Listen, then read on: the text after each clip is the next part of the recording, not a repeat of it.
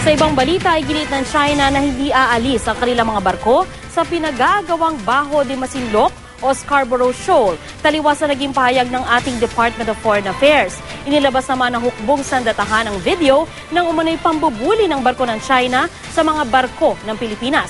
Saksi si Chino Gaston. Ito raw ang video ng habulan at girian sa pagitan ng barko ng Bureau of Fisheries and Aquatic Resources at ilang Chinese vessels sa Bajo de Masinloc noong May 26. Ilang beses daw tinangkang harangin pero nakalusot pa rin ang mas maliit pero mas mabilis na barko ng BFAR.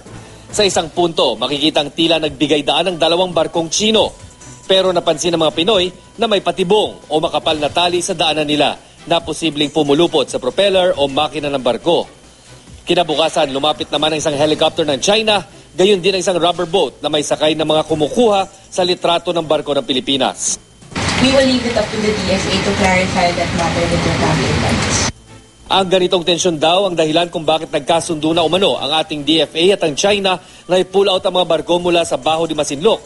Sabado pa tayo nag-pull out ng barko dahil sa masamang panahon. Pero sa website ng Chinese Embassy, mababasa ang pahayag ni spokesperson Hong Lei na nagtataka raw kung saan nanggaling ang sinasabi ng Pilipinas na kasunduan. Nagpadala pa nga raw ng isang rescue and salvage ship ang China para saklolohan ng mga barko ng China sa Scarborough dala ng masamang panahon.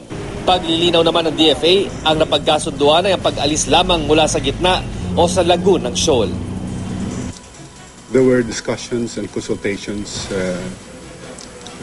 between the two sides, and we have agreed that there will be a pull-out of ships and vessels from inside of the lagoon.